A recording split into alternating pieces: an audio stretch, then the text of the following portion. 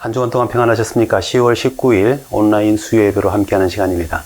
오늘도 이 영상을 통해서 경건의 시간을 가지실 때에 우리 주님께서 함께 하시는 은혜가 임하시기를 바랍니다. 기도하심으로 예배 시작하겠습니다. 자비로우신 아버지 하나님, 오늘도 저희를 주님의 말씀 앞으로 불러주시니 감사드립니다. 우리의 믿음, 소망, 사랑 되시는 주님, 아픔과 어려움, 고난과 고생이 많은 세상 속에서도 감사와 만족, 기쁨과 즐거움을 누리며 살 수 있도록 저희에게 삶의 의미와 가치를 주심을 감사드립니다. 사람을 보고 세상을 볼 때에는 저희는 만족함을 얻지 못하지만 주님을 바라보고 주님의 음성을 들을 때에 어떤 어려운 상황 속에서도 극복할 힘과 능력을 얻게 됩니다. 하오나 저희는 너무 자주 눈이 가려지고 귀가 가려져서 주님을 보지 못하고 주님의 음성을 듣지 못합니다. 그래서 세상의 헛된 것들에 가치를 주고 사람의 실상을 보지 못하고 허상을 존경하여 잘못된 길을 갈 때가 많습니다. 그래서 스스로도 아프고 남도 아프게 할 때가 얼마나 많은지요. 그러나 저희에게 길과 진리가 되시는 주님의 계심을 감사드립니다. 저희가 주님을 온전히 보고 주님을 깊이 생각하게 될 때에 참된 믿음과 소망과 사랑으로 우리 자신이 구원을 얻을 뿐만 아니라 다른 사람들에게 유익이 되는 인생이 될 줄 믿습니다. 존경이 없는 시대에 주님을 믿는 자로서 참으로 주님을 존경하는 삶을 사는 참된 그리스도인이 되게 하여 주시옵소서. 오늘도 우리의 모든 성도들을 위해 기도합니다. 모든 질병과 아픔으로부터 보호해 주옵시고 주님의 구원을 기억하고 감사하며 주님께서 원하시는 일들을 기뻐하는 참된 주님의 백성 되게 하여 주옵소서. 모든 삶에서 항상 주님을 중심에 모시고 사랑과 격려로서 화목을 이루는 가정과 교회 되게 하여 주옵소서. 오늘도 이 영상을 통해 예배드리며 시간을 주님께 드리는 성도들의 마음과 정성을 기쁘게 받아 주옵소서. 예수님 이름으로 기도드립니다. 아멘. 찬송가 540장 주의 음성을 내가 들으니 함께 찬송하시겠습니다.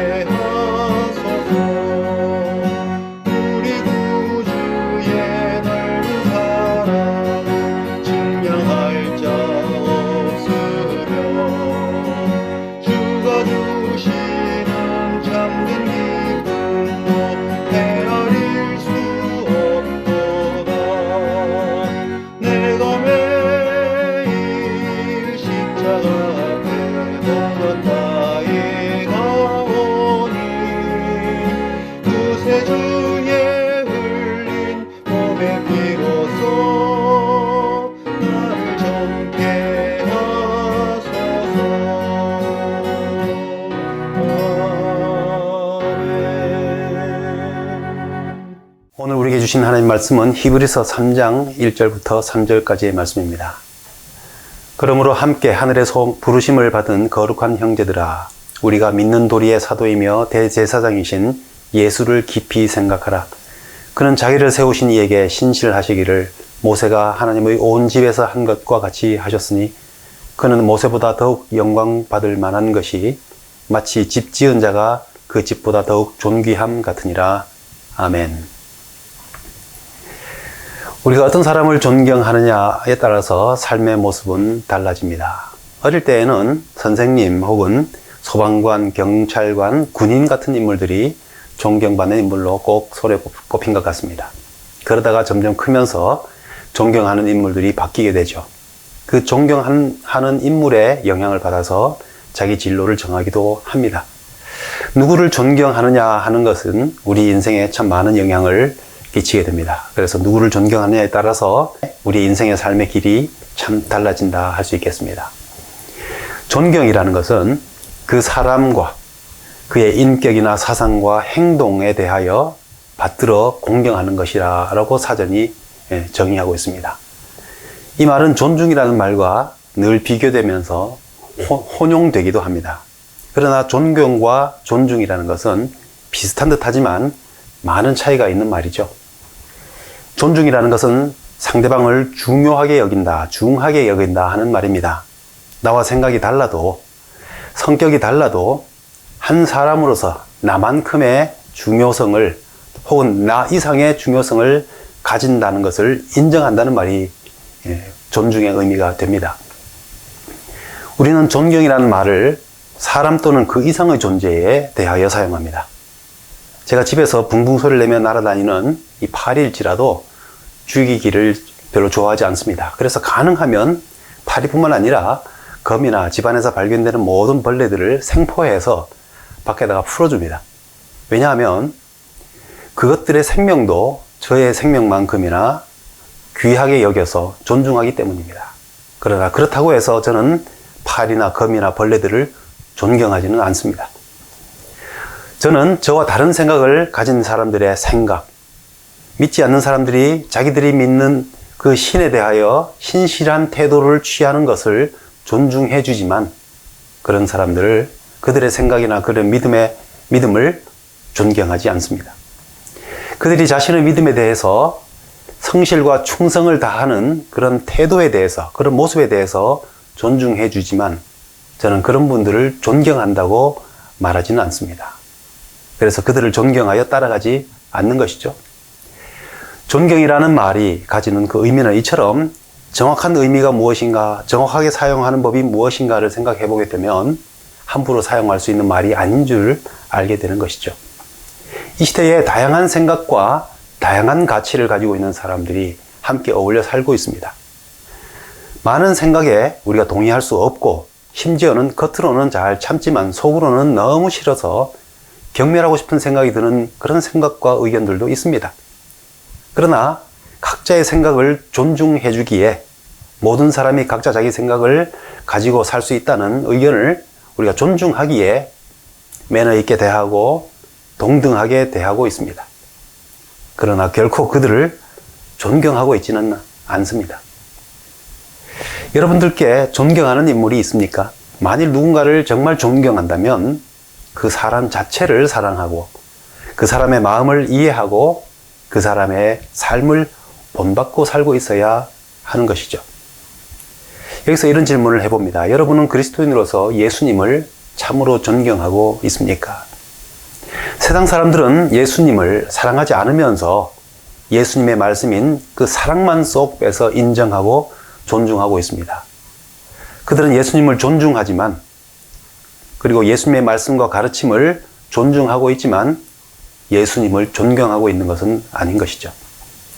그런데 예수님을 믿는다고 말하는 사람들 중에도 존중하는 대상 정도로만 믿는 경우가 많지 않는가 반성해 볼 필요가 있습니다. 예수님의 놀라운 이적과 가르침은 존중하면서도 떡을 구하고 로마를 쫓아낼 권력을 찾는 이들은 예수님을 조롱하고 경멸했습니다. 우리는 우리 스스로도 모르는 사이에 그런 식으로 예수님을 믿고 있지 않은지 스스로를 살펴보는 시간이 필요합니다. 내게 이익이 되고 내게 즐거움과 만족과 안심을 얻게 하는 그런 것은 취하면서 나에게 희생과 헌신과 버릴 것을 요구하는 주님에 대해서는 모른 척하고 있지 않은지, 만약 그렇다면 나는 예수님을 존경하고 있다고 말할 수 있을까? 내가 예수님을 존경하지 않으면서 믿는다고 말하고 있지는 않은가 생각해 볼 필요가 있다는 것이죠. 앞서 말씀드린 것과 같이 누군가를 정말 존경한다면 그 사람 자체를 사랑하고 그의 인격이나 사상이나 행동을 받아들여 공경하는 삶이 된다고 했는데, 그만큼 우리는 예수님을 정말 알고 이해하고 본받으려 하느냐 하는 것입니다. 어떤 사람들은 어떤 사상가나 훌륭한 인물을 존경한다라고 말하면서도 그 사람이 정말 어떤 사람인지 알지도 못하면서 겉으로 드러난 피상적인 상식적인 지식 정도만으로 존경한다고 말하는 사람들이 있습니다. 그러다가 숨겨져 있는 진짜 모습을 알게 될 때에 존경한다고 말했던 그것이 부끄러움이 되거나 또 그것 때문에 얼마나 많은 피해를 남겼는지를 생각하면서 자신의 어리석었던 삶을 뒤늦게 후회하고 부끄러워하는 경우들이 있습니다.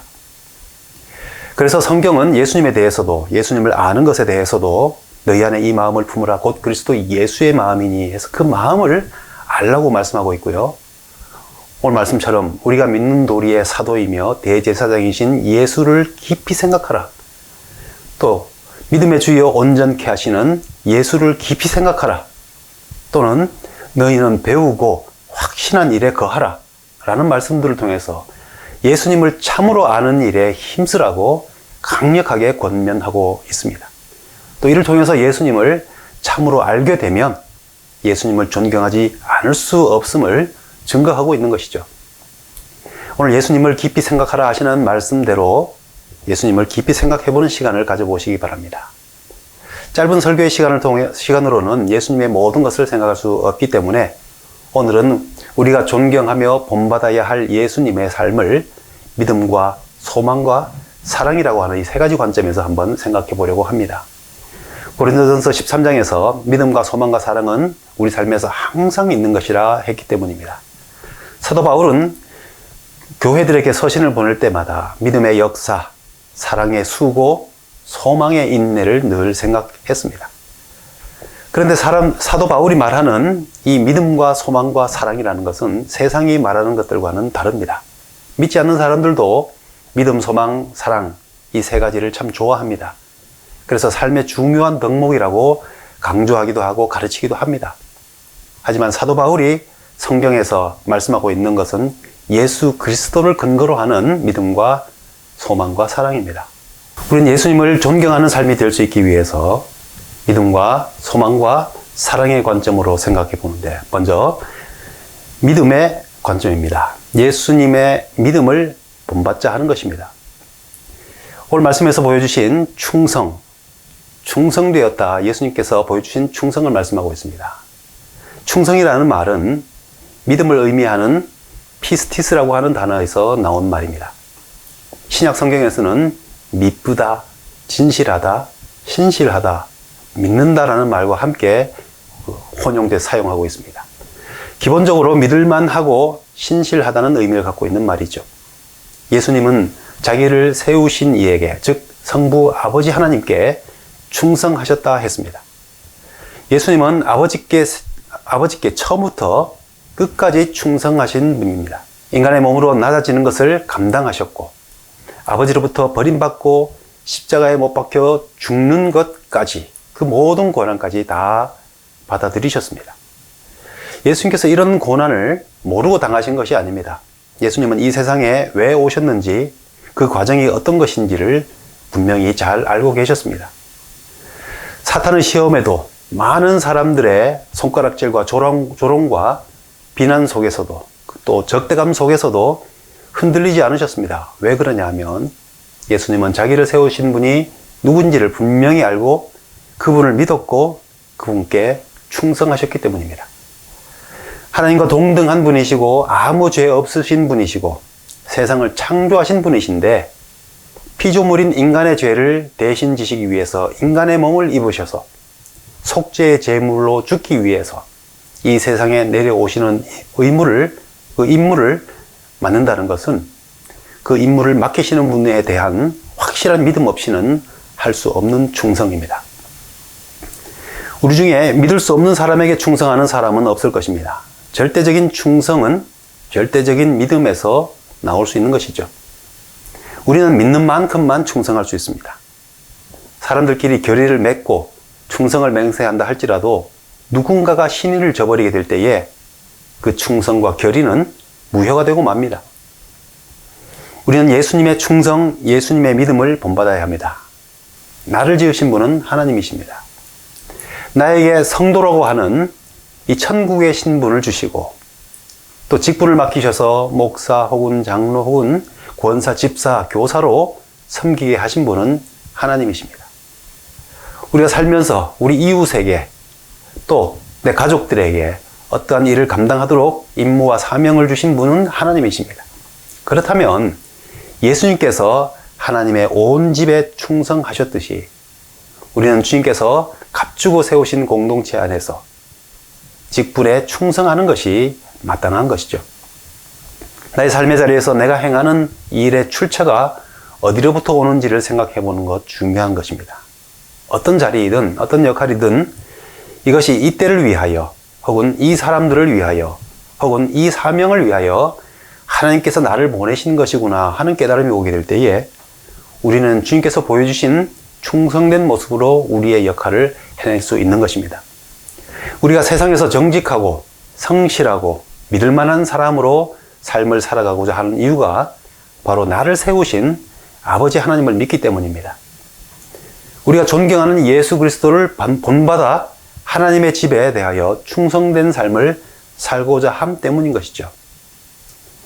우리가 예수님을 존경한다고 할 때 첫 번째 생각하는 것, 예수님께서 아버지께 대하여 보여주셨던 그 충성된 삶, 그 믿음의 삶을 본받자 하는 것이죠. 두 번째는 소망입니다. 예수님의 소망을 본받자 하는 것이죠. 같은 히브리서 12장 말씀에서 예수님만이 우리의 소망이 되심을 말씀해 주고 있습니다. 12장 2절 말씀에 믿음의 주요 또 온전케 하시는 이인 예수를 바라보자.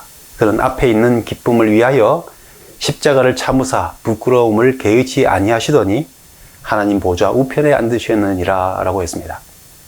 예수님은 우리 믿음의 시작일 뿐만 아니라 우리의 믿음을 온전케 하시는 분이십니다. 우리가 예수님을 본받았다고 또 본받겠다고 결심한다고 한들 얼마나 하겠습니까? 어린아이가 보여줄 수 있는 믿음이라는 것은 순수하긴 할지라도 부모가 짊어지는 인생이라는 삶의 무게에 비해서 얼마나 작은 믿음입니까? 마찬가지로 우리가 주님을 믿고 충성되게 살기로 결심하고 결단한다고 할지라도 이 엄청난 사명의 세계에서 우리가 기여할 수 있는 믿음의 삶 충성이라고 하는 것은 얼마나 되겠습니까? 그러나 우리는 우리의 자녀의 작은 믿음을 온 삶의 기쁨으로 온전하게 여겨주는 것처럼 우리의 작은 믿음이 예수 그리스도 안에서 온전하여집니다. 겨자씨 같은 적은 믿음을 산을 움직일 수 있는 믿음으로 만들어주시고 또 세상의 물결 속에서 이리저리 흔들리는 것처럼 살아온 우리의 작은 믿음을 하나님 나라의 그 천국에 들어갈 수 있는, 그래서 영생을 누릴 수 있는 큰 믿음으로 만들어주신다 하는 것입니다. 죄 많고 연약한 우리가 어떻게 그런 소망을 가질 수 있겠습니까? 우리의 작은 믿음을 온전케 하시는 예수님 때문인 것이죠. 이 예수님께서 보여주신 소망이 어떤 것입니까? 먼저 예수님께서는 십자가를 참으시고 부끄러움을 개의치 않으셨다 했습니다. 예수님은 십자가를 운명적으로 지신 것이 아닙니다. 운명이기에 피할 수 없어서 어쩔 수 없이 진 것이 아닙니다. 예수님께서는 원하기만 하셨다면 십자가에서 내려오실 수도 있었습니다. 그렇지만 우리의 구원을 이루시기 위해서, 우리를 온전케 하시기 위해서, 아버지께 받은 그 사명에 충성하시기 위해서 부끄러움 당하는 것을 개의치 않으셨던 것입니다.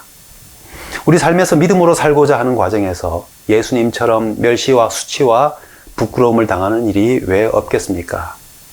대충 합의하고 타협하고 숨어 지내고자 한다면 부끄럼 당할 일이 없겠지요. 하지만 제대로 된 믿음으로 살아보려고 하면 사람들로부터 부끄럼 당하는 일은 각오할 수밖에 없습니다.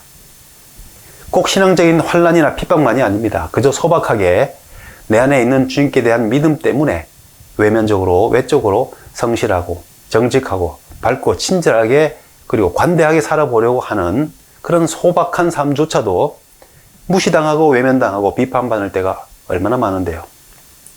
우리는 그런 일을 겪는 것이 별로 즐겁지 않습니다. 그러나 왜 그렇게 살게 되는 것입니까? 예수님께서 그 과정을 기꺼이 살아가셨기 때문입니다.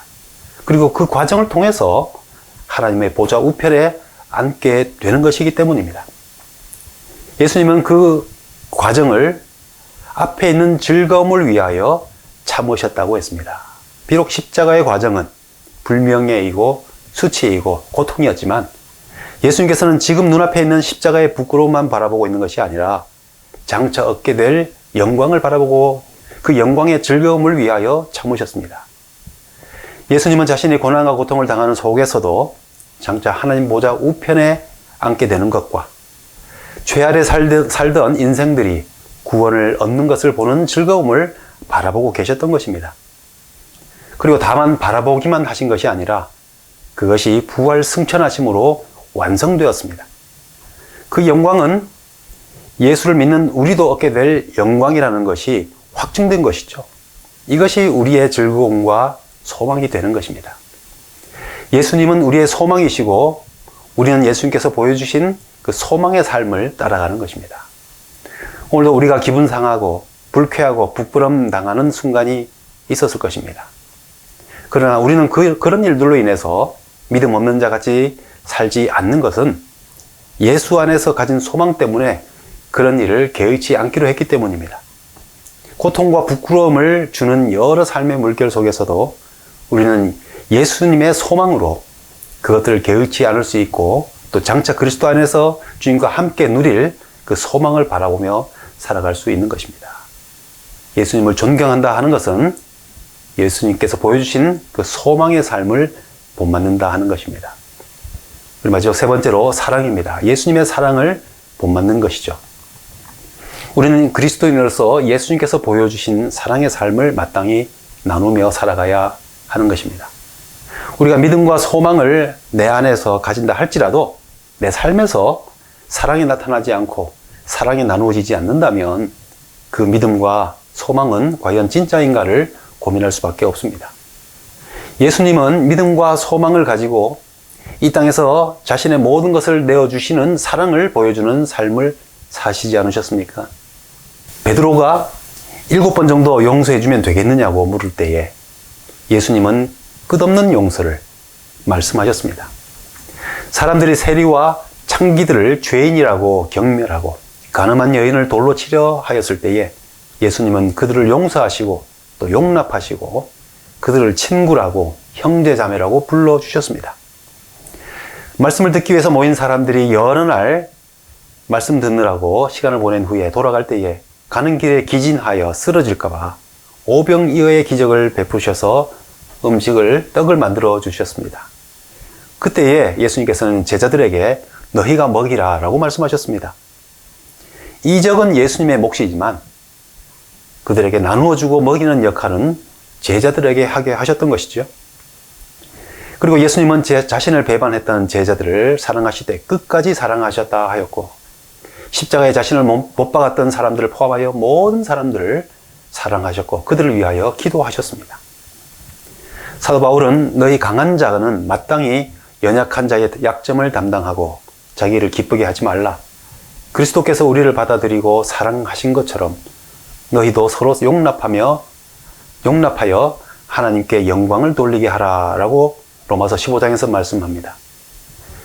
이런 그리스도의 사랑의 삶이 우리가 이 땅에 사는 동안에 성령의 능력으로 믿음과 소망이 충만한 삶이 되게 하는 것이다 라고 가르쳐주고 있는 것입니다. 존경할 인물이 없다고 한탄하는 시대입니다. 그러나 우리가 한탄만 하고 있을 수는 없겠죠. 우리에게 존경할 만한 분, 마땅히 존경해야 할 예수님이 계십니다. 저 멀리 계시는 신적인 분으로만이 아닙니다. 이 땅에서 우리가 충분히 본받을 수 있는 삶을 몸소 보여주신 분으로서 우리는 예수님을 존경하고 따라갈 수 있습니다. 사람들 중에서 찾지 못해도 우리는 참 신이시며 동시에 참 인간이신 예수님을 존경하는 첫인물로 꼽을 수 있어야 합니다. 내 인생에서 참으로 예수님을 존경하는 삶을 살고 있는지 오늘 말씀을 통해서 한번 깊이 생각해 보실 수 있기를 바랍니다. 세상 사람들처럼 사랑이라는 말만 쏙 빼서 존중하는 것은 예수님을 존경하는 것이 아닙니다. 예수님 자신을 사랑하고 예수님의 마음을 알고 본받는 것, 그 말씀을 듣고 순종하는 것, 그 말씀으로 살아가는 것이 참으로 예수님을 존경하는 것이죠. 국회의원이나 재판장에게 마음에 없이 형식적으로 존경하는 의원님, 존경하는 재판님과 같은 그런 형식적인 존경이 아니라 예수님을 참으로 존경하는 삶이 될 수 있기를 바랍니다. 그것은 예수님을 사랑하여서 그분의 믿음과 소망과 사랑의 삶을 그대로 따라가는 삶인 것이죠. 이런 삶을 통해서 하나님께 영광 돌리는 주님을 닮아가는 삶이 될 수 있는 우리 모두가 될 수 있기를 바랍니다. 하늘에 계신 우리 아버지여, 이름이 거룩히 여김을 받으시오며 나라에 임하옵시며 뜻이 하늘에서 이룬 것 같이 땅에서도 이루어지이다. 오늘날 우리에게 일용할 양식을 주옵시고 우리가 우리에게 죄 지은 자를 사하여 준 것 같이 우리 죄를 사하여 주옵시고 우리를 시험에 들게 하지 마옵시고 다만 악에서 구하옵소서. 대개 나라와 권세와 영광이 아버지께 영원히 있사옵나이다. 아멘.